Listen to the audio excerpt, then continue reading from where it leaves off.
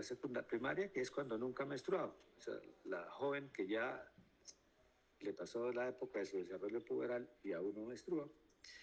Y la secundaria, que es aquella mujer que ya tuvo menstruaciones, ya tuvo ciclos, incluso pudo haber tenido embarazos, pero de pronto hace amenorrea, se le va la menstruación.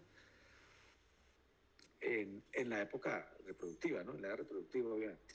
Y tenemos la amenorrea fisiológica, que son 3 estados en la vida de la mujer, donde es normal que exista amenorrea. Pues en la infancia, hasta el desarrollo puberal. El desarrollo puberal más o menos ocurre en promedio alrededor de los 12 años. La menarquia está llegando más o menos en promedio a esa edad. Claro, tiene un rango, ¿no? Algunas están menstruando a los 10, otros pueden estar menstruando a los 14, pero en general, o 16 años, en general, 12 años es el promedio actual. El embarazo, que es otra menorrea que obviamente es obvia, la estamos viendo en muchos de los capítulos del embarazo que estamos viendo. Y la menopausia, que es el estado fisiológico cuando el ovario al ovario se le agotan las reservas. Acordémonos que nosotros vimos la vez pasada que el ovario nace desde la vida intrauterina, tiene una cantidad grande de ovocitos primarios, de reservas, de folículos, que a medida que avanza la gestación va perdiendo gran cantidad, nace ya con muchos menos de los que tenía. Cuando llega a la pubertad pues son mucho menos y obviamente en la edad reproductiva quema el resto de la reserva hasta que finalmente se agotan. Entonces cuando ya no hay reserva, pues eso es la menopausia. Entonces de manera promedio, digamos que está ocurriendo por ahí alrededor de los 50 años, siendo más o menos entre los 45 y los 55 estaría el 95% de las, 90% de las edad de la menopausia, promedio 50. Entonces, esos son 3 estados que ustedes deben tener siempre presentes en la amenorrea. Se llama amenorrea primaria, entonces ya nos referimos a las pacientes que no están embarazadas, obviamente, que no se han menstruado la primera vez, no han tenido menarquia, cuando no se ha producido menstruación a los 14 años, siempre y cuando haya habido, digamos, y que no ha iniciado además el desarrollo de caracteres sexuales secundarios. En pubertad, no sé si ustedes ya vieron o van a ver, que lo primero que ocurre, pues es la telarquia, que ocurre unos años antes de la menarquia, que empieza el desarrollo del botón mamario, cuando empieza a aparecer efecto de los estrógenos, entonces va desarrollándose la glándula mamaria. También en la medida que empieza a haber más producción de andrógenos en suprarrenal, va empezando entonces también lo que es la pubarca, empieza a aparecer vello púbico y vello axilar, etcétera, aparece el vello. Y lo último, bueno, hay una etapa de crecimiento rápido también, el desarrollo puberal se acompaña de una etapa de aceleración de crecimiento, y finalmente lo último que aparece es la menstruación, entonces es la menarquia. Entonces, digamos que si a los 14 años no ha habido ningún signo de desarrollo puberal, de desarrollo de las mamas ni nada, pues algo puede estar pasando, porque ya está pasando de la fecha. Entonces ya está indicado iniciar un estudio de amenorrea. O cuando a los 16 años no ha menstruado, pero ya ha habido desarrollo puberal, o sea, la parte que empezó a los 13, 12, 14 años, pues el desarrollo mamario, no ha menstruado, pero está en etapa de crecimiento acelerado y está desarrollando sus caracteres sexuales, esa paciente las empezamos a estudiar a los 16 años. Esas edades no es que, digamos, es una guía, más bien una guía práctica para saber cuándo iniciar un estudio. O sea, si a los 16 años una joven que ya tiene desarrollo de caracteres sexuales no ha menstruado, todavía hay un grupito en que es normal, que son los de la pubertad retardada, que van a menstruar normal después. Pero ese grupito ya va siendo un porcentaje más pequeño y ya se me va creciendo el número de jóvenes que a esa edad no han menstruado porque tienen un problema. Entonces ya uno está indicado iniciar el estudio. Así todavía hay un grupito que son normales. Acuérdense que con la evolución de la especie humana, generación tras generación, en general ha habido una tendencia a adelantar un poco el periodo de desarrollo puberal y de la menarquia.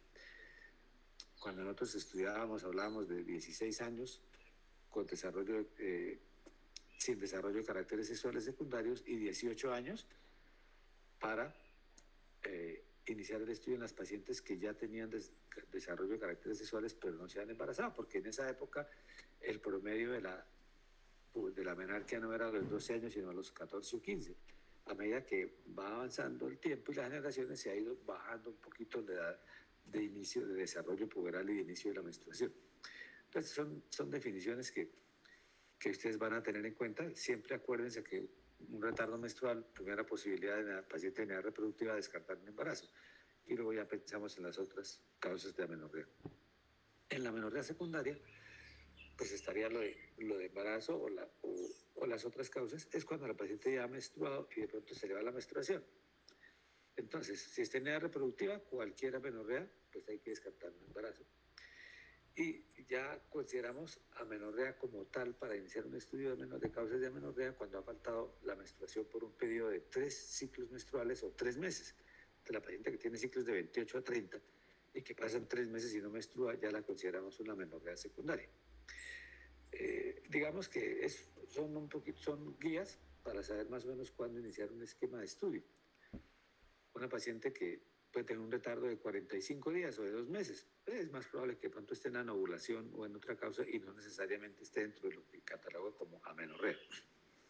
Entonces no se deben confundir por las definiciones, son más bien guías a partir de cuándo iniciar estudios en una determinada paciente.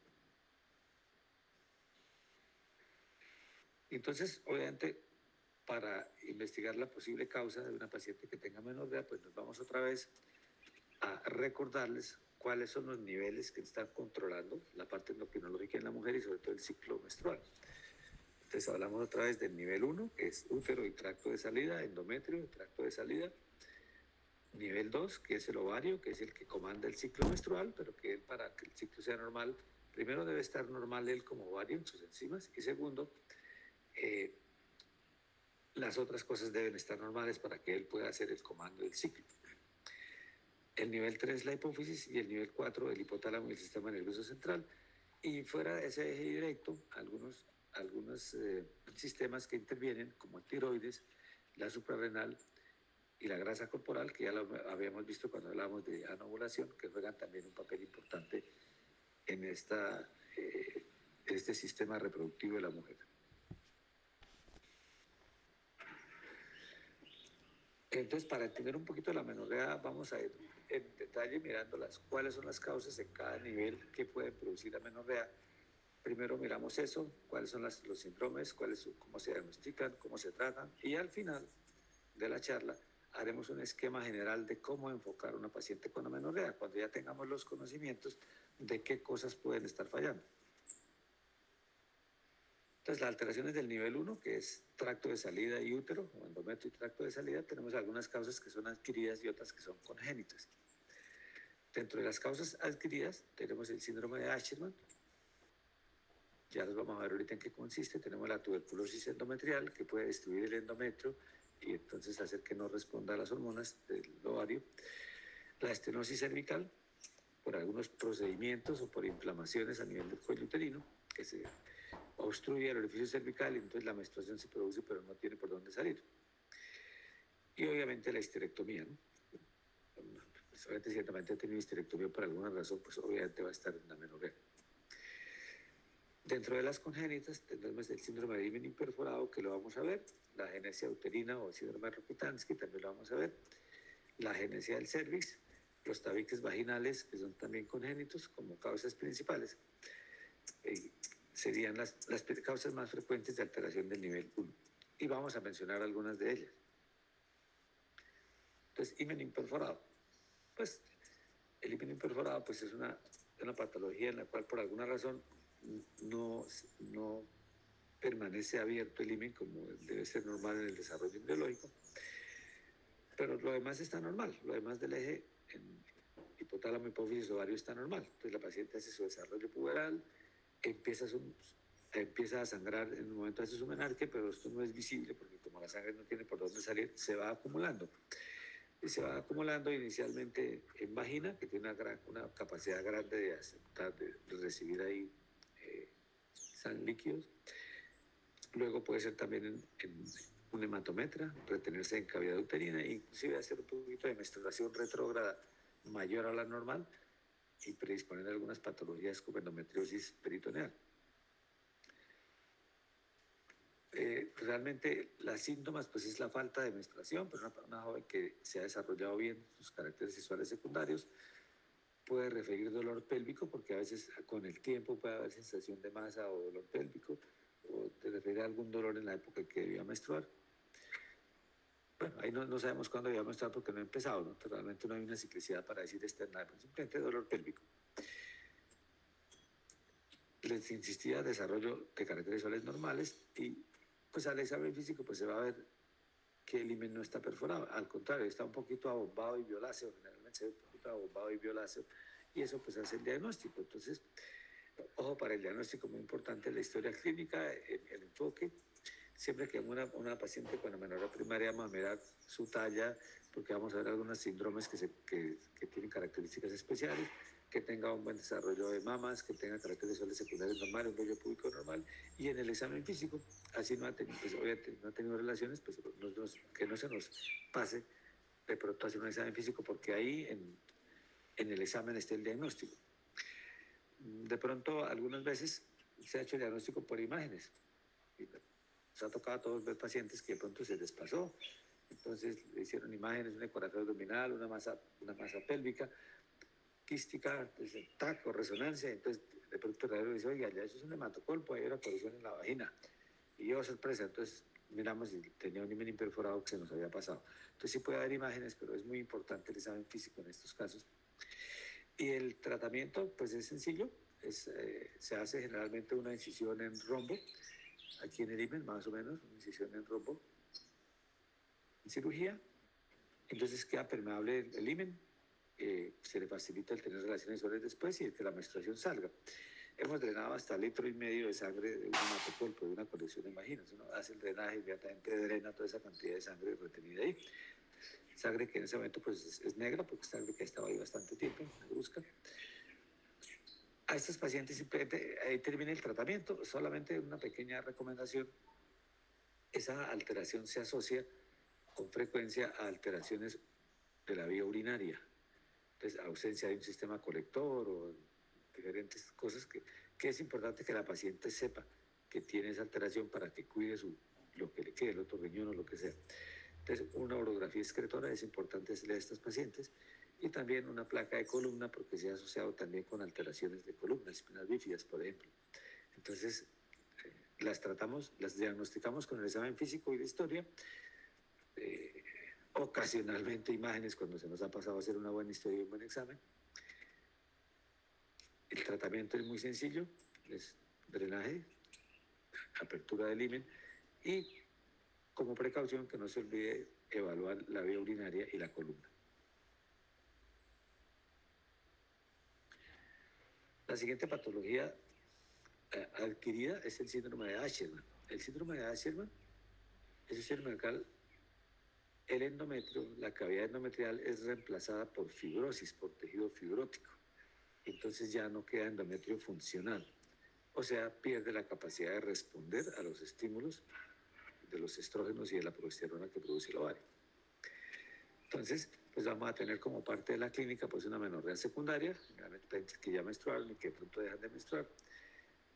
Es importante, muy importante mirar los antecedentes, si ha tenido diagnóstico de enfermedad inflamatoria pélvica, si ha tenido dispositivos que se han quitado por infección pélvica, por endometritis, si ha tenido legrados, sobre todo legrados por procesos sépticos. Antes era muy frecuente el manejo cuando había tanto aborto ilegal hecho con maniobras no sépticas, no asépticas. Entonces teníamos mucha infección pélvica, legrados a repetición, y en el legrado, cuando el endometrio está inflamado, uno se lo puede llevar completo, se puede llevar la basal y uno cree que está sacando restos y está sacando todo el endometrio.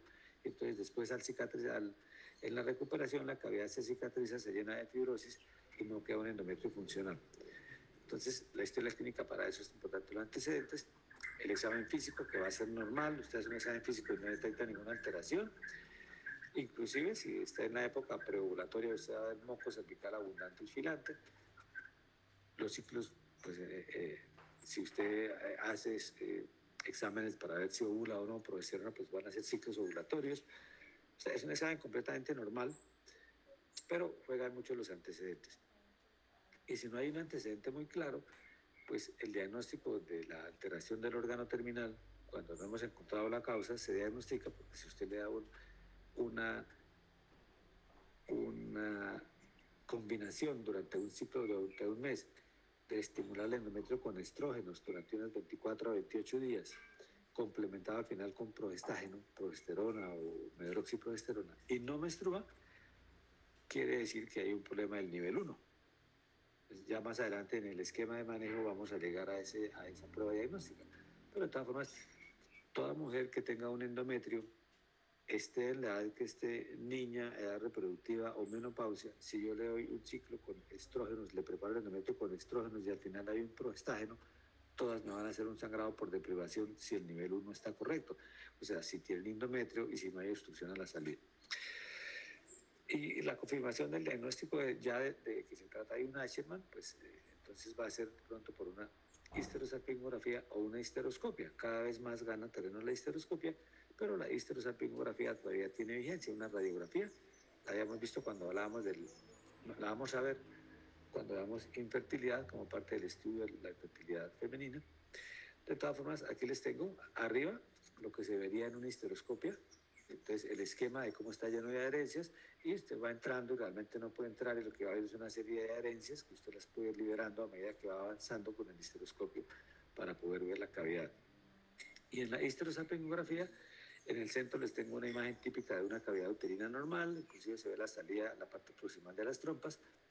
Y a la izquierda, pues una imagen donde se ven defectos de llenado en esa cavidad, que nos sugiere la posibilidad de que hay algo que está ocupando ahí. En este caso, que son tan irregulares, probablemente es un Asherman. Si fuera un pólipo o un mioma submucoso, pues sería más uniforme el defecto, no sería así tan irregular como está. Y aquí a la derecha otra más extrema donde no se ve prácticamente nada, solamente se pinta el canal cervical y la cavidad uterina no se pinta. Entonces sería hacer el diagnóstico del síndrome de Asherman o fibrosis de la cavidad endometrial. Vamos a ver también la tuberculosis puede afectar esto sin dar esas imágenes, pues simplemente la tuberculosis va reemplazando el tejido endometrial normal por granulomas tipo Langhans y entonces ese endometrio pues, no va a responder a los estímulos. ¿Cuál es el manejo del Asherman? Ahorita después vemos la tuberculosis. ¿Cuál es el manejo del Asherman? Ya una vez que hemos hecho el diagnóstico, pues dos cosas. Si una paciente no quiere embarazarse y por alguna razón se cicatrizó la cavidad uterina y no menstrua, pues perfecto, esta paciente se quitó la molestia de la menstruación de ahí en adelante. Si ella está con sus hormonas normales, está ovulando y no quiere embarazarse, déjenla quieta. La paciente se quitó el chaleco de la menstruación mensual. Entonces la paciente mejora su calidad de vida, siempre y cuando ella esté consciente y le expliquemos que ella es normal. Ellas se preocupan es porque creen que tienen alguna patología, porque no les llega la menstruación, alguna patología importante, digamos. Entonces, si la paciente si busca embarazo, esa es la paciente que es candidata a tratar el síndrome de Asherman, porque necesitamos recuperar esa cavidad para que pueda hacer asiento, ser nuevamente, o por primera vez si no lo ha hecho, de un embarazo, se asiente un embarazo allá. Entonces, ¿en qué consiste el tratamiento? Dos cosas, la liberación de adherencias, evitar que se vuelvan a producir y estimular eso con estrógeno para que los restos de endometrio que puedan quedar ahí, restos de basal que puedan quedar, proliferen y vuelvan a repoblar la cavidad endometrial. Liberación de adherencias se puede hacer por dos mecanismos, un legrado o una histeroscopia operatoria. Entonces, el legrado pues es a ciegas, simplemente usted entra y dilata la cavidad, era lo que se hacía antes de que tuviéramos la histeroscopia. Clarito.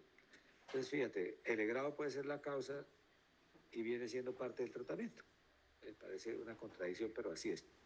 Entonces, se liberan adherencias, pero si yo libero las adherencias y hago un legrado, pues queda desoculento y se me vuelve a sellar otra vez en el posoperatorio. Entonces, debo garantizar que esa cavidad no se me colapse otra vez.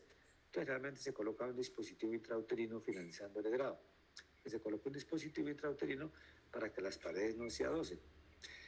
El dispositivo ideal pues era el asa de Lipes, que ya no se consigue, pero es el que tiene mayor superficie, ¿no? Acuérdense que el asa de Lipes es una cosa que va a quedar aquí en el útero así, es una como una S, entonces ocupaba mayor espacio, era el ideal.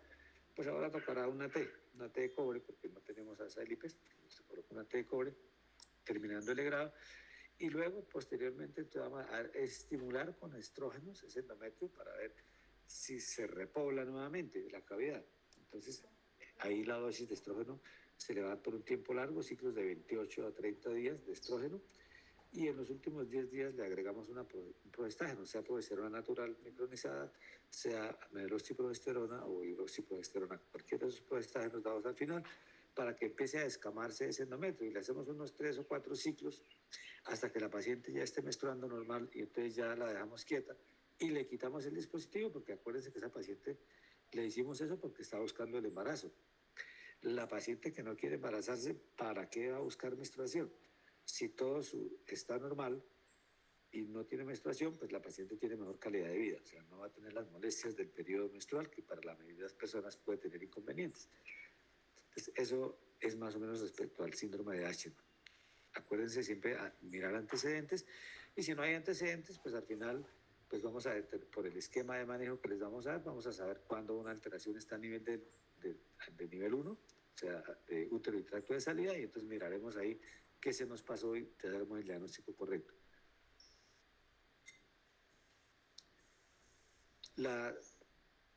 No sé si esté más adelante, no, la tuberculosis, pues si se me pasa la tuberculosis endometrial,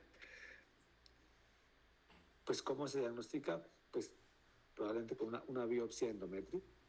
En este caso, pues hemos hecho ecografías, vemos que hay un endometrio un poquito irregular, pero existe un buen endometrio. Entonces, hacemos una biopsia de endometrio y ahí aparecen los granulomas típicos de la tuberculosis. Así hacemos el diagnóstico de tuberculosis endometrial, y el manejo es como la tuberculosis en cualquier otro sitio, no hay diferencia, entonces es un manejo de tuberculosis que ustedes conocen. Y con eso pues se controla el problema endometrial. Si llega a quedar con un Eisenman después del tratamiento, pues haríamos el tratamiento del Eisenman, y si la paciente reanuda menstruaciones normales, pues ya aseguró su tuberculosis y sigue normal. Bueno, la otra patología que podemos tener de nivel 1 es la estenosis del orificio cervical, el orificio cervical externo, que se cierra y entonces no sale la menstruación. Y entonces en esta parte vamos a tener una paciente que tiene amenorrea. Esta sí tiene un dolor cíclico, cólico cíclico, cuando le va a llegar la menstruación. Tiene escólicos, pero no sangra, o sangra muy poquitico o no sangra. Algunas pacientes antes de la menstruación tienen molestias mamarias, etcétera. Saben que les va a llegar la menstruación porque tienen cambios en su organismo, entre otras cosas el dolor mamario. Entonces, esas pacientes pues siguen presentando lo mismo, solo que no menstruan. Entonces, y obviamente también el examen es muy importante, y la historia de los antecedentes, porque digamos, cuáles son una de las causas frecuentes. Entonces, una cervicitis muy importante que cierre el orificio cervical al cicatrizar, o más frecuentemente intervenciones en el cuello, como puede ser una conización por un antecedente de neoplasia intraepitelial. Entonces se hace el cono y al cicatrizar se cierra porque se cauteriza demasiado adentro. Cuando se hace un cono, acuérdense que bueno, no han visto, pocos han visto, pero cuando hace un cono LES, por ejemplo, uno cauteriza los bordes externos, pero no cauteriza el canal, la parte endocervis, para que no se cicatrice. Pero si de pronto la lesión iba un poquito más allá, o quemaron así el canal por hacer hemostasia, puede sellarse, y entonces queda sellado el orificio, y obviamente no aparece menstruación. Antecedentes importantes y examen físico. O sea, el diagnóstico está ahí en el espéculo, la especuloscopia. Pone el espéculo y no encuentra orificio cervical. Si no se ha hecho el diagnóstico así, pues obviamente en el esquema de manejo, donde vamos a ver cómo localizar el sitio de la falla, pues también, cuando digamos, oiga, la falla es de nivel 1, pues volvemos a preguntarnos a ver qué se nos pasó en esta paciente, y vamos a hacer el diagnóstico. Y el manejo, pues antes se hacían dilataciones cervicales, que se puede dilatar el cuello con dilatadores, pero más práctico puede ser volver a hacer un cono, o hacer un cono pequeñito, no terapéutico, sino pequeño. Entonces uno llega, le pone anestesia y quita esta parte del orificio cervical, y entonces se me abre el orificio cervical. Y obviamente procurar no cauterizar la parte del canal para que no se vuelva a cerrar. En este caso, esta paciente que tiene esta lesión, pues uno quita esta lesión, un cono no profundo, aquí en este caso sería un poquito más grande por quitar todo este granuloma que tiene aquí de cicatrización, y entonces ya le queda permeable el cuello, el orificio cervical. Entonces, ese es el tratamiento y el diagnóstico pues es relativamente sencillo y el pronóstico muy bueno. Luego, otra causa de defecto de nivel 1, y entonces este entraría entre los casos de menorrea primaria, es la agenesia uterina, la falta de útero. El útero puede faltar por dos razones. Uno, como una cosa esporádica que aparece, así como le falta un dedo en una mano, o como le sale un labio leporino, o cualquier malformación de esas, que no necesariamente forma parte de un síndrome genético, sino que se produce por azar. Entonces puede faltar el útero. Pero todo lo demás es normal, el desarrollo de todo lo demás es normal. Entonces lo que se llama síndrome de Rokitansky, tiene como tres nombres, ¿no?, de autores que escribieron esto. Y entonces son pacientes que les faltó el desarrollo del útero en su desarrollo embrionario, pero se desarrollaron los ovarios, se desarrollaron las trompas, entonces la paciente pues entra en su desarrollo puberal normal, pero no menstrua, porque no está el útero. Entonces hacen amenorrea primaria, como les decía, desarrollo de caracteres sexuales secundarios normales, inclusive cariotipo normal, y al examen físico pues es normal, salvo que no tienen útero. Entonces, si usted hace una especuloscopia, pues se va a dar cuenta. Si la paciente no ha tenido relaciones, pues en una ecografía pélvica simplemente no nos van a informar el útero. Pero esta paciente sí van a tener ovarios, se van a ver ovarios, y entonces, pues eso, digamos que en imágenes, pues está también la ecografía, la básica, estaría una resonancia, una laparoscopia, un cariotipo como complemento, obviamente, para descartar unas cosas asociadas, para descartar, por ejemplo, que esa agenesia de útero sea parte de un síndrome cromosómico, que lo vamos a ver después, se puede hacer un cariotipo. Y entonces, el manejo de estos pacientes, pues no tienen útero, pues obviamente, si los ovarios son normales y su ovario puberal es normal, no van a necesitar terapia de reemplazo hormonal y no van a menstruar. Si su vagina es de una longitud normal, pues no van a tener dificultad para relaciones sexuales. El único problema con ellas va a ser fertilidad, porque no se van a poder embarazar. Entonces, ¿qué opciones de fertilidad tenemos? Bueno, sí. Y además, ¿qué opciones? A veces podría tener alguna vagina corta, alguna paciente de estas, no es frecuente, pero podría tenerla. Entonces, si lo requiere, cirugía plástica para ampliar un poco el canal vaginal, si no, no. Y para embarazo, pues no le queda sino fertilización in vitro con útero alquilado. Entonces, se pueden captar óvulos de sus ovarios que son normales, se puede hacer una fertilización con el semen de su pareja, pero ese preembrión no se va a implantar en ella, sino que se va a implantar en una persona que adquiere el útero, usualmente un familiar, o bueno, eso viene ya la parte legal de eso, de cómo se hacen esos, porque hay personas que lo alquilan y cobran por eso, tienen dificultades económicas y tienen la posibilidad de tener un buen ingreso si la persona que va a alquilar el útero, pero implica un contrato muy bien hecho y obviamente la persona que se embaraza y que se embaraza con gametos que no son de ella ni de su pareja va a tener riesgo de hacer preeclampsia y otras complicaciones y eso tiene que quedar muy bien escrito en el contrato que se haga porque esa paciente que recibe un embarazo que dos cosas, ¿no? Primero que no es de ella, vino de otro lado, nunca ha tenido contacto con esos antígenos de ese óvulo que originó el embrión ni de esos espermatozoides que originaron ese embrión, con mucha más frecuencia hace preeclampsia que las otras. Y esto, pues además está la parte emocional de tener un embarazo, someterse a los cambios fisiológicos, aparición de varices, aumento de peso, en fin. Y después ya de pronto hasta estar ya adaptada a que va a tener un hijo y después se lo quitan y no tuvo hijo. Pues eso tiene sus problemas, pero existe como posibilidad la posibilidad de un in vitro con una útero alquilado. Obviamente, una posibilidad más obvia es la adopción.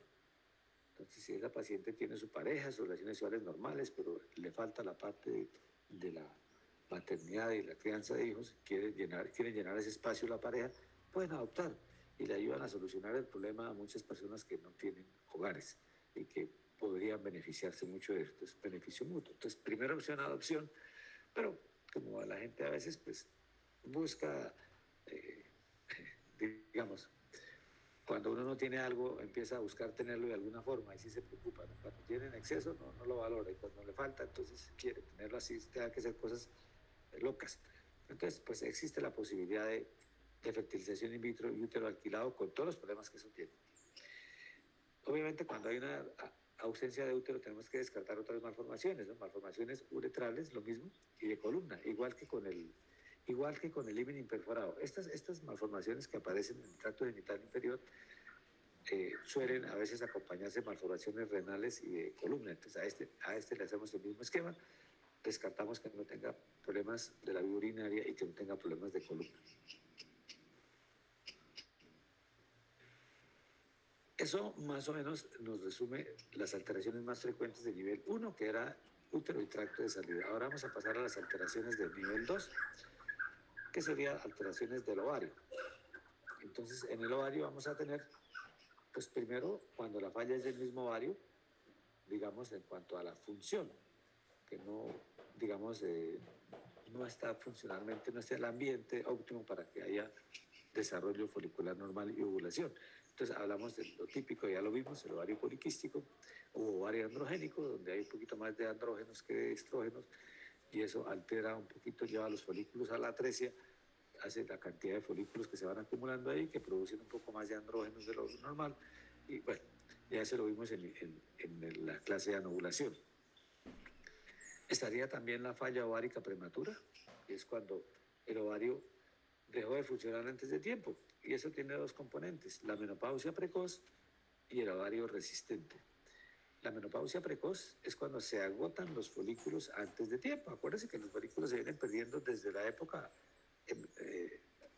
digamos, antes del nacimiento hasta la menopausia, ¿no? Entonces, algunas veces puede acabarse antes de tiempo y salirse de ese promedio. Entonces ya no es a los 45, sino a los 40 o 35 años. Claro, mientras más temprano, pues tenemos que buscar si hay alguna patología que esté predisponiendo a esa falla ovárica prematura, a esa menopausia precoz. Entonces se acabaron los folículos y entonces como resultado de eso, pues ya no responde el ovario, entra la paciente en menopausia. Entonces no solamente no menstrua, sino que va a tener síntomas ya de hipoestrogenismo. El ovario resistente es una patología en la cual de pronto el ovario deja de responder a la FSH, se pierden los receptores para FSH o se alteran y entonces el ovario se hace resistente y por más FSH que tenga no responde y no selecciona folículos tampoco. Entonces ese ovario está ahí, tiene folículos pero no responden. Digamos que el diagnóstico diferencial entre menopausia precoz y ovario resistente pues sería una biopsia de ovario, en la cual en la una hay folículos y en la otra no hay. Pero eso no es práctico porque en la práctica el manejo es igual. Entonces en la práctica lo que hacemos es simplemente descartar que esa menopausia precoz no corresponda de pronto a algún síndrome genético que nos debe hacer alguna cosa adicional, como por ejemplo mosaicos que tengan cromosomas Y que pueden predisponer a la aparición de cáncer de ovario. Entonces en esos casos uno haría una gonadectomía, quitaría los ovarios. En caso de que hubiera un cariotipo y aparezca un cromosoma Y por ahí, pues entonces uno haría esa medida adicional, pero de lo contrario, pues simplemente es darle terapia de suplencia a esa paciente que ya no. Ahora, si es muy temprano y la paciente no tiene hijos, pues habría que ver la posibilidad de embarazo. Entonces, ese útero se puede preparar con estrógenos y con progesterona y se puede hacer un embarazo con óvulos donados que están en los bancos de óvulos donados, inclusive semen de su pareja, si quisiera tener un embarazo. Y obviamente con refuerzo hormonal de progesterona para mantener el embarazo en las primeras 12 semanas, pero es factible. Es factible que con una falla ovárica prematura, una paciente que no ha tenido hijos o que quiera tener un hijo lo pueda intentar, obviamente no con óvulos de ella, sino con óvulos donados. Bueno, eso sería en cuanto a falla ovárica prematura, que se dejó de funcionar el ovario. Y lo otro, pues es la menopausia, que la menopausia ya cuando se agote el ovario, pero está dentro de la época normal, que decíamos que el promedio era para de 45 a 55 años, pues esa es la evolución natural y es una menopausia. Entonces ahí falló, hay una menorrea fisiológica, entonces estamos dentro de la menorrea fisiológica de la menopausia. La otra cosa por la que puede fallar el ovario son las discenesias gonadales, que es un capítulo de la embriología, donde el ovario no se desarrolla bien porque hay alteraciones cromosómicas que alteran el desarrollo del ovario. Esas las vamos a mirar ahora, las principales disinencias gonadales. Ese sería un manejo diferente. Entonces, estos pacientes en general que tienen, por ejemplo, estos pacientes que tienen falla ovárica, ¿cómo es el diagnóstico de la paciente que tiene falla ovárica? Pues estrógenos bajos, gonadotropinas elevadas. Entonces, si usted le hace una medición de estrógenos y están bajitos, menores de 50 picogramos de estradiol, y hace gonadotropinas y están altas, por encima de 20, 25 miliunidades por mililitro, en una muestra tomada simultánea, pues usted va a hacer el diagnóstico de falla ovárica. Ya luego vendrá a ver si es una menopausia precoz o es un ovario resistente o es una menopausia fisiológica, porque ya tiene 46, 47 años y le llega la menopausia. Eso sería el diagnóstico de falla ovárica. Entonces, hablando un poquito de la falla ovárica, pues tenemos, les decía, la menopausia. Usualmente el promedio es 40 a 45 años, pero los textos hablan de mayor de 40 años, hasta 40 será que puede ser normal. ¿Y qué puede variar para que le llegue antes de tiempo? Pues, ¿qué ha pasado desde su vida embrionaria hasta ahí? Pues no todas van a tener el mismo número de folículos, algunas por alguna razón han perdido más que otras y se les puede acabar primero la reserva. O pueden haber tenido patologías que les afecten el ovario. O le hicieron una cirugía, les quitaron un ovario, una recesión en cuña de los ovarios, o tuvieron endometriosis, o en fin, cualquier patología que pueda afectar el ovario, que le bajó la reserva, y entonces eso le puede hacer que se le acabe más temprano de lo previsto. Entonces,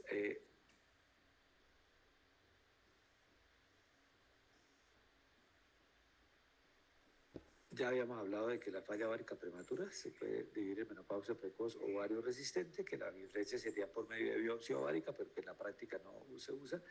De pronto, para menopausia precoz, algunas causas adicionales sería, por ejemplo, pacientes que han tenido quimioterapia o radioterapia. Ustedes saben que los órganos que más rápido se reproducen son los más afectados por esto, sobre todo por la quimioterapia. Entonces, si tuvo quimioterapia por alguna patología, pues seguramente se le disminuyó la reserva ovárica y es más posible que haga una menopausia más temprana. Si tuvo radioterapia por un Hodgkin abdominal o por alguna cosa, pues también es posible que eso haya dañado el ovario y le haya bajado la reserva y haga una menopausia prematura. Otras causas son infecciosas, por ejemplo, la parotiditis. Acuérdense que la parotiditis, que es una infección viral, en el hombre puede dar orquitis y afectar el testículo, en la mujer también, pero en la mujer puede pasar más desapercibido el diagnóstico. Entonces, cualquier patología infecciosa que haya comprometido al ovario, sobre todo virales, puede llevar a que se disminuya la reserva ovárica y se termine más temprano. También puede ser la menopausia precoz puede ser genética, alteraciones cromosómicas que la predispongan a que se termine antes. Entonces, el síndrome de Turner, en el síndrome de Turner hay diferentes grados de penetración, lo vamos a ver después. Entonces, hay algunos en los cuales puede tener cierta reserva y alcanzar a menstruar un tiempo, pero luego se va a entrar en falla ovárica temprana. El síndrome de cromosoma X frágil, mosaicos, causas genéticas que predispongan a que esa reserva de folículos sea menor. La autoinmune, algunas enfermedades autoinmunes pueden afectar el ovario. El ovario, tiroides, son de los que frecuentemente afectan enfermedades autoinmunes y entonces si la enfermedad autoinmune produce inflamación en el ovario, respuesta allá, pues también se pudieron dañar folículos primarios y bajarse la reserva ovárica y hacer una menopausia precoz. Y la otra, pues como les decía, patología quirúrgica. Hay gente que le quitaron un ovario, que le hicieron biopsias de ovario para alguna patología, o tuvo endometriosis que le comprometió los ovarios o un ovario, pues ese paciente probablemente es más factible que nos haga una menopausia temprana. Ahí está el número de las causas, las principales causas de menopausia precoz. Y a la derecha, pues el ovario resistente, pues lo que se ha visto a veces es que aparecen anticuerpos contra FSH o que la FSH que se produzca tenga alguna alteración y entonces no sea suficientemente efectiva para estimular. Entonces, pero esto ya en la práctica es poco práctico investigar estas causas, simplemente entra en falla ovárica prematura y las manejamos como tal. La diferencia sería el diagnóstico sería la biopsia, en la cual vamos a ver folículos de reserva, pero total ese ovario no está respondiendo. Entonces, Para todos estos casos de falla ovárica temprana, sea menopausia precoz o ovario resistente, ¿cuál es el manejo? Pues por un lado, la terapia de reemplazo hormonal, porque van a tener síntomas de menopausia y pues estrogenismo muy temprano que les va a predisponer a hacer osteoporosis con el tiempo, que les va a predisponer un poquito a la patología cardiovascular más temprano. Entonces, este paciente pues, se le da terapia de reemplazo hormonal. Si le damos a las de la menopausia normal, pues con mayor razón cuando esto se produce antes de tiempo, pues sería ilógico dejar a una paciente a los 35, 40 años que le falló el ovario, dejarla ahí en adelante sin terapia de reemplazo hormonal, a no ser que esté contraindicada por alguna razón, pero de lo contrario, pues los pacientes son las primeras candidatas a darles terapia de reemplazo hormonal. Cariotipo, como precaución, para descartar la presencia de un cromosoma Y en algún mosaico, porque entonces si hubiera un cromosoma Y tendríamos que hacer oforectomía para prevenir cáncer de ovario. Y ya en cuanto al manejo del embarazo, si esas pacientes están interesadas en embarazarse y les falla el ovario, pues les queda la opción de fertilización in vitro con óvulo, con un óvulo donado, porque es imposible en ellas hacerles una estimulación para captar óvulos. Entonces, fertilización in vitro con óvulo donado, si ella tiene una pareja estable, pues con su semen de su pareja, se prepara el útero con estrógenos y progestágeno para que el endometrio se prepare para que se pueda recibir el implante del embrión, se les da refuerzo con progesterona hasta la semana 10-12, cuando ya la placenta toma el control. Pues es factible que esos pacientes inclusive puedan tener un embarazo si quisieran.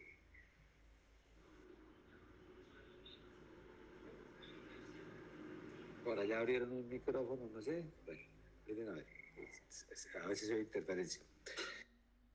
Vamos a hablar de las disgenesias gonadales como otra de las causas de alteración del nivel 2 de ovario. Entonces son las alteraciones del ovario, pero que tienen que ver con una disgenesia gonadal, o sea, con una alteración usualmente cromosómica o genética que hace que el desarrollo del ovario no sea normal. Entonces, para entenderlas un poquito, vamos a mirar cómo es la diferenciación sexual normal en la embriología normal. Entonces, ustedes saben que al principio lo que existe es una gónada indiferenciada que puede ir hacia testículo o hacia ovario y que va a tener unos conductos de Wolf o paramesonéfricos y unos conductos de Müller. De los conductos de Wolf va a desarrollarse el aparato masculino y de los conductos de Müller el aparato femenino. Entonces, todas van a tener en principio los embriones gónadas indiferenciadas. ¿De qué depende que la gónada evolucione a ovario o a testículo? Depende de la presencia de un gen que está en el cromosoma Y, que es el gen SRY. Entonces, donde haya un cromosoma Y, esa gónada va a testículo. Donde no haya, hay 2X, esa gónada va a ovario, porque ese es el gen que determina esa diferenciación. Entonces, lo primero que va a determinar eso es si existe o no un gen en el cromosoma Y para que nos dirija a esto. Entonces, aquí está a la izquierda, cuando existe el cromosoma y el gen SRY, pues entonces cómo se va diferenciando la glándula hasta que forma el testículo maduro. Y a la derecha, si no existe, cómo se va formando el ovario hasta que queda al final la gónada bien diferenciada. Eso en gran resumen. Ahora bien, ya un poquito más en detalle de la diferenciación de los genitales, entonces, en el caso del varón, existe un cromosoma Y, un gen SRY, entonces se nos formó en la etapa embrionaria un testículo. El testículo tiene dos tipos de células importantes, como ustedes saben, que son las células de Sertoli y las células de Leydig. Las células de Sertoli son importantes porque producen hormona antimülleriana, que es un inhibidor de los conductos de Müller. Entonces, se forma el testículo, las células de Sertoli empezaron a funcionar, se empezó a producir la hormona antimülleriana y como consecuencia de eso, regresan los conductos de Müller. No se desarrollan, sino que se inhiben y regresan los conductos de Müller. Por otro lado, tengo células de Leydig que me producen testosterona y después de la testosterona la dihidrotestosterona. La testosterona me desarrolla los conductos de Wolff. Entonces, por un lado, las células de Müller me producen una hormona antimülleriana que me inhibe Müller. Por otro lado, las células de Leydig me producen testosterona que me estimula Wolff y me desarrolla Wolff. Entonces así se va formando el aparato genital masculino. Finalmente, la testosterona pasa a dihidrotestosterona y esta es importante en el desarrollo de parte de los genitales sexuales masculinos. Ya lo vamos a ver luego. Entonces, el tubérculo germinal inicial, que era igual para los dos, pues se va diferenciando, y entonces va diferenciándose hacia desarrollar el pene, la uretra masculina, los testículos, vesículas seminales, o por el otro lado, me va a desarrollar los labios mayores, los labios menores, la vagina, útero, trompas, pues se me va a desarrollar el diuretes. Ese es como un gran resumen, ¿no? Gran resumen. La gónada indiferenciada que tenga cromosoma Y va a testículo, y el testículo va a hacer que me involucione los conductos de Müller por la hormona antimülleriana de las células de Sertoli, y las células de Leydig con su producción de andrógenos me va a hacer el desarrollo de los conductos de Wolff. Ya les decía, al final hay una etapa por la 5-alfa reductasa, que la testosterona pasa a dihidrotestosterona. Aquí también puede haber deficiencias de esta enzima, y entonces vemos también alteraciones por defecto de esta enzima en la formación correcta de los órganos genitales masculinos. Entonces ya con eso como orientación vamos a ver las discenencias gonadales más comunes que encontramos en la clínica. Y pues tal vez la más común es el Turner. El Turner, que el clásico, pues es el 45X0, le faltó un cromosoma X. Entonces, ¿qué le pasa a este? Pues que no tiene cromosoma Y, entonces no hace, la gónada no va a testículos, sino iría a ovario, pero le hace falta un cromosoma X, entonces tampoco el ovario se desarrolla normalmente. Generalmente el ovario se desarrolla y rápidamente en la vida reproductiva involuciona y se cicatriza, y la niña nace con unas bandas fibróticas donde estaban los ovarios. Entonces, esa paciente que tiene 45X0, pues esta gente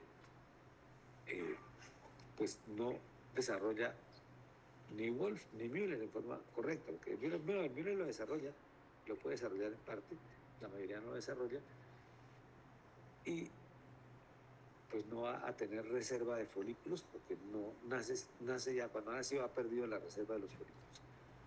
De Turner hay varias variantes cuando entran ustedes a mirar en detalle el tema, y entonces hay algunas que tienen algunos grados de Turner que tienen menor grado de penetración, y en los cuales puede haber inclusive menarquia, inclusive puede haber hasta algún embarazo y luego hacen falla ovárica prematura.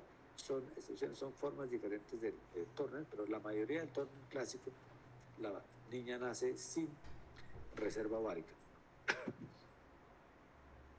Entonces, ¿cuáles son las características del Turner? Pues, amenorrea primaria, los ovarios que están involucionados o cicatrizados, el útero puede ser rudimentario o casi ausente, y los caracteres sexuales infantiles, porque no ha habido estrógenos que hagan el desarrollo de la pubertad, entonces el paciente tiene desarrollos sexuales infantiles, se queda así. Bueno, hay dentro de las caracteres morfológicos, pues ustedes van a ver que son personas de talla baja, de cuello alado o ensanchado, del tórax un poco ensanchado también, que hacen suponer eso. Y obviamente genitales externos de tipo más infantil, y eso nos hace el diagnóstico nos hace sospechar un Turner.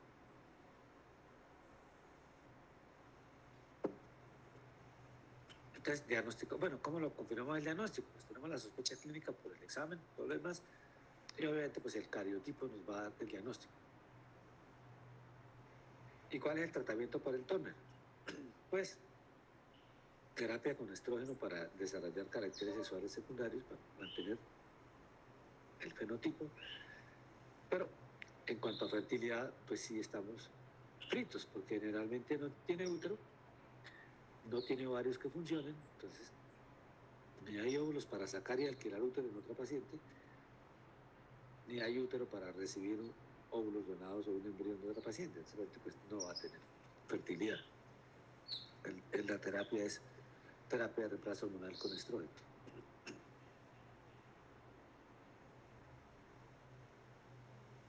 Pasamos a otra discenencia gonadal que hemos visto ocasionalmente también, que está entre las más frecuentes, que es tiene 3 nombres. síndrome de insensibilidad a los andrógenos, que es como actualmente se le conoce, síndrome de testículo feminizante, como se llamó en una época, pero el nombre realmente suena como raro, ¿no? Testículo feminizante. Entonces, si la mujer tiene un testículo feminizante, eso suena como tenaz.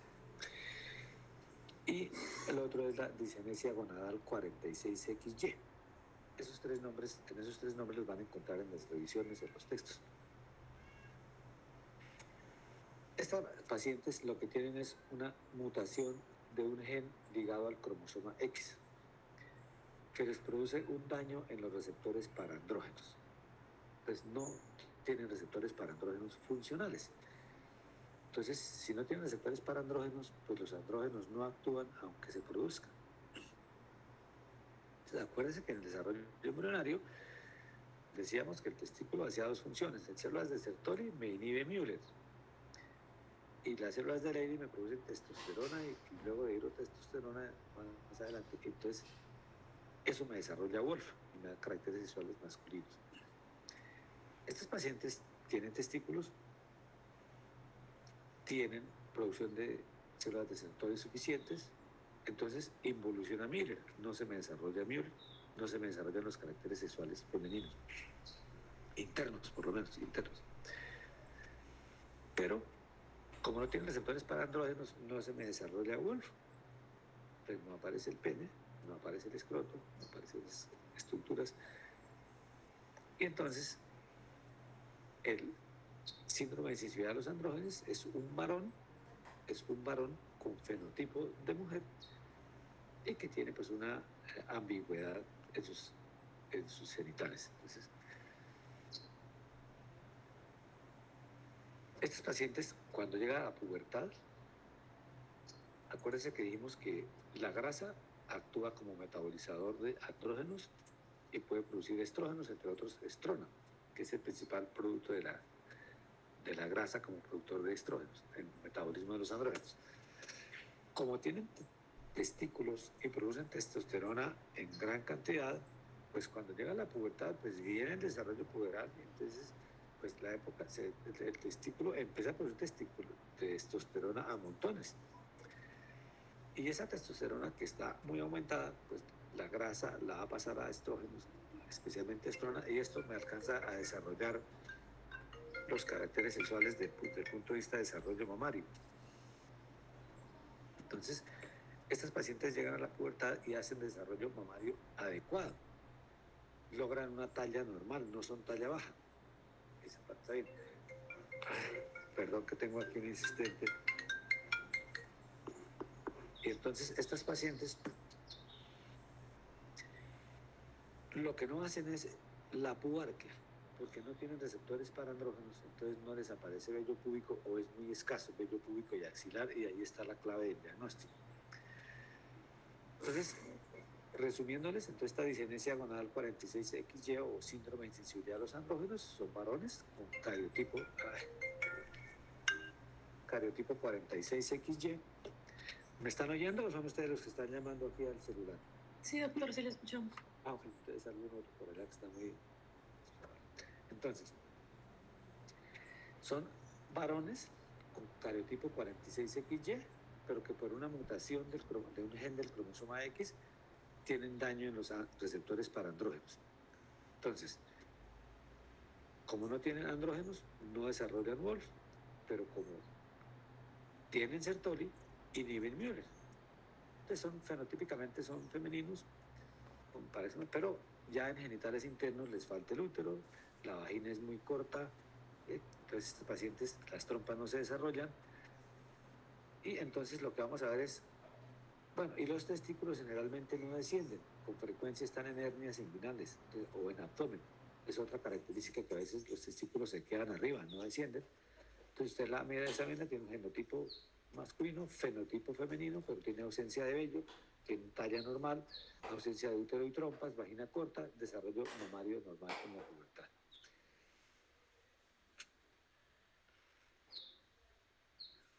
Y entonces en Estados Unidos, para en California, hay una asociación de pacientes con síndrome de insensibilidad a los andrógenos. En alguna reunión que hacen anualmente, sacaron esta foto, yo la tomé de internet, para que ustedes vean, pues, ¿quién cree que alguno de estos es un varón? Pues nadie, ¿no? Todas son mujeres, pero genéticamente todas son varones. Es la condición que va a traer la foto. Y obviamente ya después, pues obviamente de acuerdo a la evolución social y demás, pues puede haber problema, puede haber un poquito de problema de identidad. Pues algunas que van a hacer muy bien el desarrollo de su físico hacia femenino, otros que se van a inclinar más bien por el tipo masculino. Entonces, ¿cuál es el manejo de estos pacientes con síndrome de insensibilidad a los andrógenos? Pues ya una vez pasada el desarrollo puberal y el desarrollo de los senos, pues hacemos una gonadectomía porque el cromosoma Y predispone con una frecuencia muy alta a cáncer en esos testículos. Entonces estos pacientes se operan y se les quitan los testículos para evitar producción de cáncer posteriormente. Y entonces hay que darles suplencia hormonal, que en ese caso pues van a ser estrógenos. Va a ser muy fácil porque no tienen útero, no van a menstruar, entonces simplemente se les dan estrógenos. Si tiene una vagina muy corta, que se ve pocas veces, podría requerir cirugía plástica para ampliar un poquito la vagina para cuestión de relaciones sexuales. Y si van, bueno, el otro lado, si la persona optó porque va a ir al sexo masculino, que algunos pueden optar por eso, pues el problema sería para tener relaciones, entonces ya vendrían ya intervenciones quirúrgicas para poner un falo nuevo, en fin, ya es complicado el manejo. No vamos a discutir aquí ya cosas muy, muy finas y más difíciles. Si esta pareja que está como mujer, porque estas pacientes nacen como mujeres, se forman como mujeres, tienen fenotipo como mujer, pueden organizarse y entonces tener una pareja, pues la posibilidad de embarazo sería la adopción. Sería una posibilidad más viable, porque ellas no tienen útero y no tienen forma de tener óvulos, entonces le pasa lo del Turner clásico, no hay manera de tener un embarazo. Como recomendación, a nosotros se nos daba esta recomendación que les voy a dar, que hoy día es difícil de cumplir. Les decía, no le digan a las pacientes que son varones, porque ellas fenotípicamente se formaron como mujeres, y entonces al final, por estudiar menorrea, llegan a la conclusión de que son varones y tienen un trauma brutal en su parte emocional. Entonces, no les digan eso, díganles que cualquier otra cosa, cualquier mentira piadosa para que explique la patología que tienen. Se les dañaron las gónadas muy temprano, los ovarios se les dañaron, les llegan los testículos y entonces no tienen. Y entonces van a tener estas consecuencias y van a tener estas guías de manejo. Hoy en día es más difícil porque es que usted le da el nombre de insensibilidad a los andrógenos o síndrome, si que usted quiere ser menos específico, y dice, no, es que usted tiene un síndrome de discenesia gonadal 46XY, pues la gente se va a entender y ya se entera de qué se trata. Pero bueno, si se entera de qué se trata, pues es cuando vienen más problemas de dificultad emocional y donde podría haber un poquito de la ambigüedad sexual y que, digamos, la fotografía que les pase de que a dónde va cada quien. Pero generalmente, cuando la persona no se entera exactamente cuál es la última causa y lo toma como que sus ovarios se dañaron, pues no hay problema, se acepta, entonces la sigue siendo mujer normal, no tiene ningún problema, simplemente el problema va a ser para fertilidad. Muchas de ellas las hemos, en la residencia tuvimos un caso que la paciente consultó no por amenorrea primaria, sino porque no queda embarazada. Tenía como 18 o 19 años o 20 años y nunca se preocupó porque no menstruaba, pero empezó relaciones y quería un embarazo y no lo tenía. De manera que fíjense que pues hasta eso pues, puede ser completamente normal. Otras discenesias gonadales que son menos frecuentes, entonces hay un hipogonadismo femenino 46XX, es el cariotipo normal, pero hay una mutación de una proteína que regula la esteroidogénesis, entonces los ovarios se involucionan muy temprano, bueno, se pierde el ovario tempranamente, entonces hay aumento de FSH-LH, baja estrógeno, falla ovárica prematura. La deficiencia de 5-alfa reductasa, que es la última parte de la diferenciación sexual en el hombre, que pasa de hidrotestosterona de la testosterona a hidrotestosterona, entonces puede aparecer un síndrome con genitales externos de aspecto femenino o ambiguo, pero las útero-tropas son normales, vagina corta, y esta va a tener una amenorrea y virilización, esta paciente que tiene deficiencia de 5-alfa reductasa. Digamos, va a tener genitales femeninos o ambiguos y va a tener el resto normal. Puede tener virilización ella como consecuencia de eso. Y los mosaicos, que son mezclas de cromosomas, que unas líneas de una cromosoma, otras líneas de otra. Entonces, el paciente puede tener diferentes manifestaciones según cuáles predominen. Y el Klinefelter, que es el otro que van a ver ustedes en los libros, que es 47XXY, que es otra alteración también, donde van a tener un fenotipo más bien de tipo masculino, pero con algunas cosas femeninas, como el crecimiento del desarrollo mamario, la distribución del vello púbico va a ser de tipo femenino, va a tener testículos pequeños, brazos y piernas largas, ya es un síndrome un poquito diferente.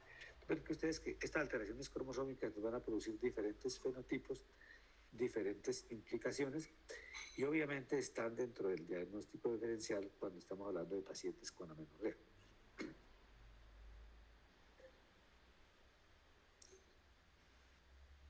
Ya un poco más sencillo, vamos a tener entonces las alteraciones del nivel 3, que es alteraciones a nivel de la hipófisis. Entonces, ahí podemos tener, como hemos visto, hiperprolactinemia.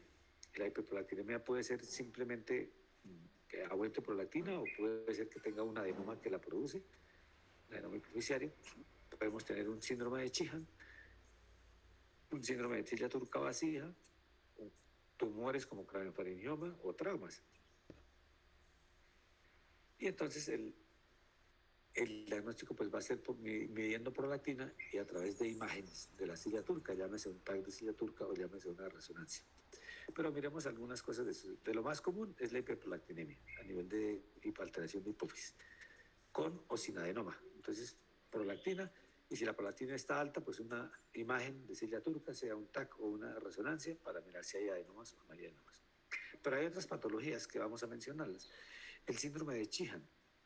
El síndrome de Sheehan se produce en pacientes que tienen shock hipovolémico, que se tarda en hacer la reposición de la volemia.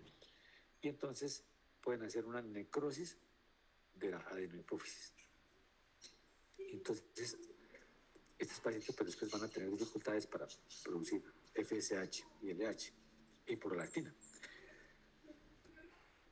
Típicamente antes el evento obstétrico era pacientes con hemorragias postparto que se tardaron en reanimarlas o con abortos, que tuvieron shock, embarazos ectópicos, se choquearon terrible, o heridas de cualquier otro tipo, trauma, que hagan que la paciente esté en shock hipovolémico un tiempo y que eso pueda hacer que nos necrose la hipófisis y va a tener obviamente alteración a ese nivel.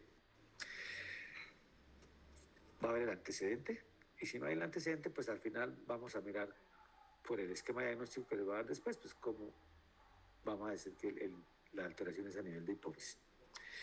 El síndrome de listilla turca vacía, bueno, lo vamos a ver después, yo creo.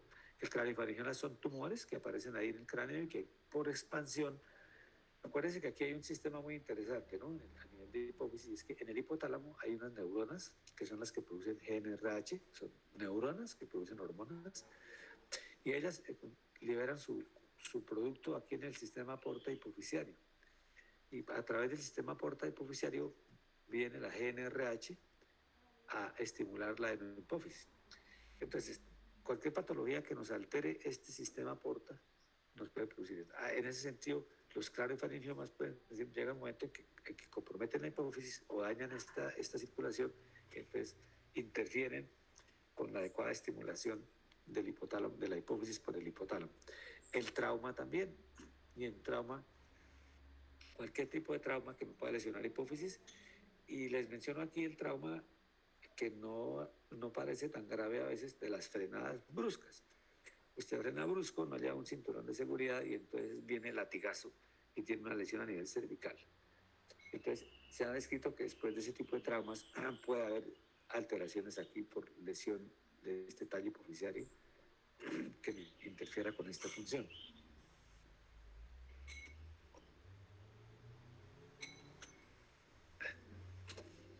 ¿Cómo hacemos el diagnóstico de alteraciones de la hipófisis? como una de las causas más frecuentes son los aumentos de la prolactina por adenomas o simplemente por aumentos de la prolactina, pues vamos a medir prolactina sérica y hacer imágenes de hipófisis. Esas son las dos formas como estudiamos la hipófisis, medir prolactina e imágenes. Y las imágenes son básicamente TAC de silla turca o resonancia de silla turca.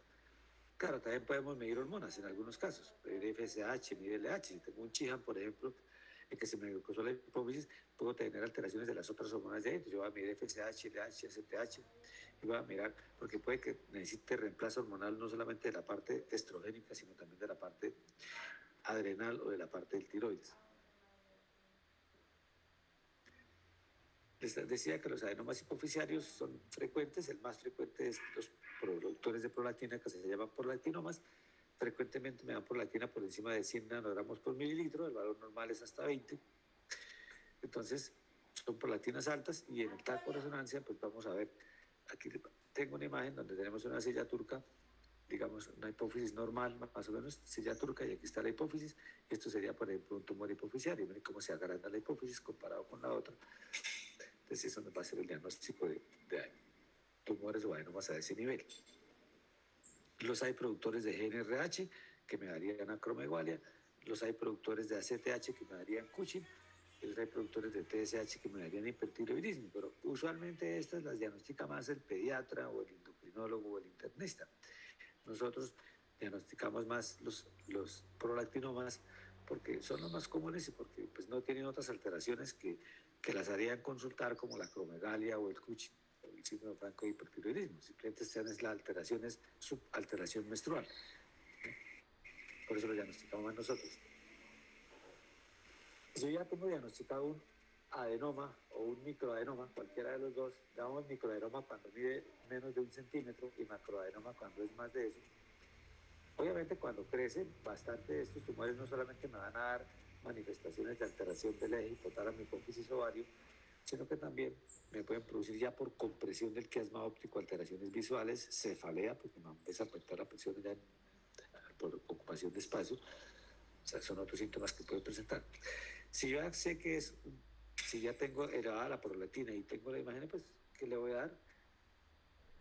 El manejo inicial es médico. Estos tumores antes se manejaban todos con cirugía, pero ahora el principal manejo es médico, cuando son prolactinomas. Cabergolina o bromocriptina.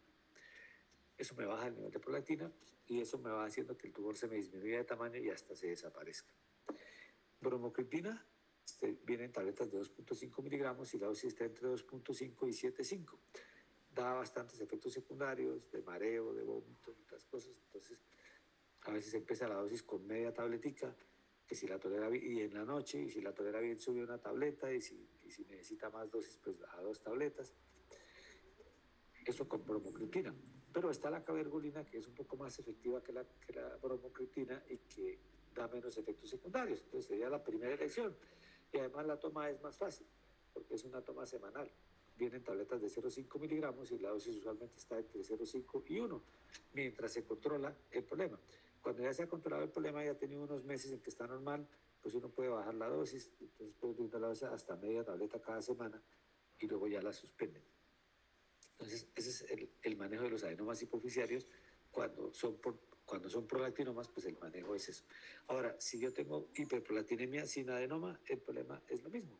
Hay que bajar la prolactina, porque la prolactina al final me produce una inhibición del eje hipotálamo hipófisis ovario. Entonces va a tener una menorrea hipoestrogénica, porque está inhibido desde arriba, desde el hipotálamo. Entonces, cuando yo normalizo los niveles de prolactina, pues se me normaliza el eje. Y obviamente queda la cirugía transesfenoidal para algunas pacientes que no respondan adecuadamente o cuando tienen estos tipos de tumores que no son necesariamente prolactinomas, probablemente vamos a requerir ya más el concurso del neurocirujano para el manejo.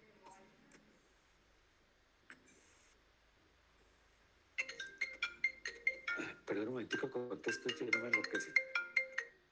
Aló. ¿Qué? Estoy en una charla, yo lo llamo más tardecito para ver la hora, ¿yo? Yo lo llamo más tarde para decirle la hora porque estoy ahorita en una conferencia, entonces lo llamo por ahí cerca al mediodía. Listo. Bueno. Listo. Entonces, el síndrome de silla turca vacía es un defecto del congénito del diafragma celar, que es un diafragma que nos aísla un poquito la silla turca, donde está la hipófisis del líquido cefalorraquídeo. Entonces, cuando hay un defecto congénito de ese diafragma, se me entra el líquido cefalorraquídeo y ese líquido cefalorraquídeo me va atrofiando la hipófisis y me va llenando la silla turca. Entonces, al final, cuando ya hacen si uno veía la hipófisis normal aquí en una imagen de silla turca, cuando está la silla turca vacía, pues se ve es vacía, exactamente se ve vacía. No es que esté vacía, ahí hay líquido cefalorraquídeo, pero está atrofiada la hipófisis. Entonces eso me va a dar un hipopituitarismo, o sea, todo lo que venga la hipófisis está a ver alterado. Entonces ese es el síndrome de silla turca basura. Ya les había hablado del síndrome de Sheehan, que era después de hemorragia severa. Pues estos dos, pues van a necesitar terapia hormonal de suplencia, tanto si es un Sheehan, tanto si se me necrosó la hipófisis en un shock hipovolémico, como si tengo un problema congénito con silla turca vacía, pues la hipófisis ya se perdió. Entonces yo tengo que dar terapia de reemplazo, y no solamente de estrógenos o de la parte femenina, sino que tengo que dar terapia de reemplazo de pronto de tiroides, de CTH, no de CTH, sino de esteroides, etc. Entonces, aquí arriba ven una imagen típica de silla turca vacía en aumento, vean cómo se ve esto. Ahí no se ve ni hipófisis, donde debía verse la hipófisis no se ve. Les voy a presentar otra vez. Mire la imagen normal de la hipófisis en una imagen. Comparen eso con esto. Por eso se llama una silla turca vacía. En estos casos, puede ser no solamente la terapia de reemplazo hormonal, pero si la paciente quiere embarazarse, ¿qué le daríamos? Pues ella tiene sus ovarios normales, tiene su reserva ovárica normal, lo que no tiene es el estímulo de arriba. Entonces le vamos a dar un estímulo, pero obviamente no con clomifeno ni con letrozole, porque ellos necesitan que el sistema de arriba esté perfecto para que actúen por retroalimentación, sino que le vamos a dar simplemente gonadotropinas, estímulo del ovario con gonadotropinas, y de esa forma inducimos ovulación y podemos lograr un embarazo en estos pacientes si el problema es deseo de embarazo. Y el craniofaringioma, pues o los tumores ya de allá, pues eso ya es problema del neurocirujano. Bueno, problema de todos, pero los maneja el neurocirujano, y generalmente cirugía sola o con radioterapia, dependiendo del caso. Entonces, vimos así esta parte que eran los problemas de hipófisis. Ese espacio es relativamente sencillo de estudiar. Y vienen las alteraciones del nivel 4, que es hipotálamo y sistema nervioso central. Entonces, suponemos que los otros niveles están normales. Entonces vamos a ver cuáles son las alteraciones más frecuentes que ocurren a este nivel. Entonces vamos a tener disminución de pulso de los pulsos de GNRH por alguna razón. O sea, por alguna razón esta hormonas, neurohormonas que están aquí, por alguna razón no me están produciendo los pulsos que deben producir para que me estimulen la adenohipófisis. Causas, y eso a la amenorrea hipotalámica es de las causas más frecuentes. Entonces, empezando por el estrés. El solo estrés puede producir una alteración de los neurotransmisores allá a nivel del sistema nervioso central y producirme una alteración del ciclo menstrual, llevarme a una anovulación e inclusive una amenorrea. El ejercicio extremo, ya habíamos visto la amenorrea de las atletas cuando vimos alteración del ciclo menstrual y anovulación.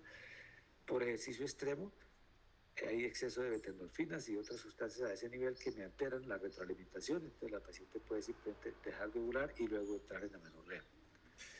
La pérdida de estas pacientes pues, van a tener, como les decía, estas alteraciones arriba, y al final el resultado es disminución de FSH y LH. O sea, no hay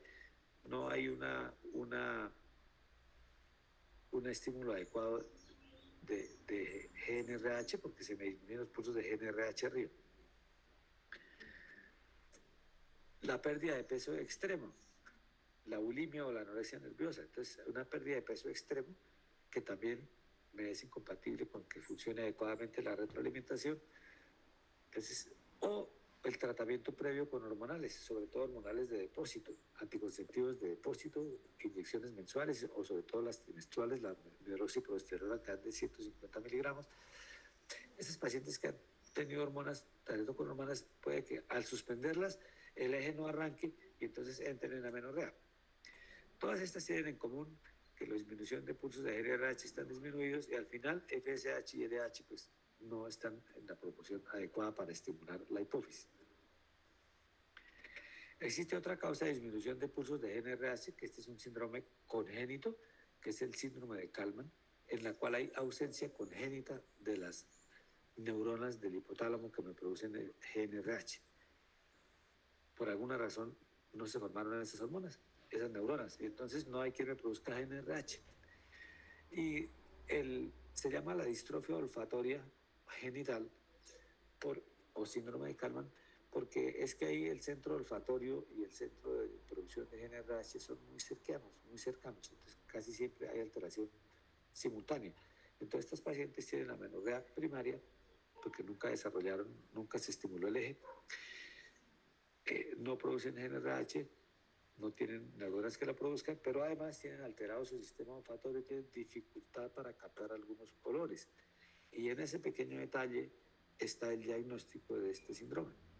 Entonces son pacientes que tienen falla hipotalámica, la hipófisis está normal, pero no tienen gonadotropina. Cuando una paciente, lo vamos a ver después para que vayan entendiendo, en el eje hipotálamo, hipófisis, ovario, pues el producto final retroalimenta arriba. Si yo tengo estrógenos bajitos en sangre, pues estimulo arriba y entonces me aumenta GNRH los pulsos y me aumenta FSH y LH. Entonces yo hago una medición de sangre, tengo estrógenos bajitos, pero la FSH y la LH están altas.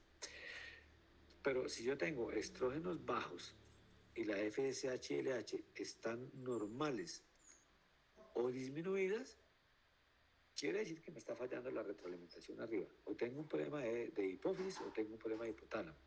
Porque para estrógenos bajitos debería tener alta la LH y la FSH. Entonces estas pacientes tienen pues FSH y LH más bien disminuidas o rango normal a pesar de tener estrógenos bajos. Este síndrome de Kalman. Estas pacientes tienen talla normal, pero no desarrollan mamas porque no tienen producción de, digamos, la pubarca no se desarrolla. Entonces, pacientes sí tienen desarrollo normal de su pubarca, porque la adrenal sí funciona bien. Entonces, estas pacientes sí hacen desarrollo, a diferencia de la insensibilidad a los andrógenos, que también son de talla normal. La diferencia es que estas de Kalman sí desarrollan vello púbico normal y las otras no lo desarrollan. Esa sería una forma fenotípica de diferenciarlas. Las otras causas de alteración del hipotálamo son ya lesiones de hipotálamo o sistema neural por enfermedades, una sarcoidosis, una tuberculosis, una encefalitis, una hidrocefalia, traumatismos, etcétera, cualquier otra cosa que me dañe arriba el sistema. Y al final todos estos van a tener como respuesta final que la FSH y la LH no me están estimulando adecuadamente al ovario, pero el ovario está sano. Simplemente, y la hipófisis está sana. Entonces prácticamente es un diagnóstico por descarte. Yo tengo estrógenos bajos, pero tengo ovarios normales, tengo hipófisis normal, entonces ya vamos a mirar qué pasa, porque por descarte es el sistema neural o el hipotálamo, entonces vamos a mirar que esto nos está fallando. Eso era más o menos la introducción de cuáles son las patologías más frecuentes que tenemos en cada uno de los niveles para que las conociéramos y entonces así pudiéramos entender un esquema de diagnóstico de la amenorrea. No sé si hasta ahí tengan algunas dudas o si tienen alguna pregunta mientras descansan un poquito.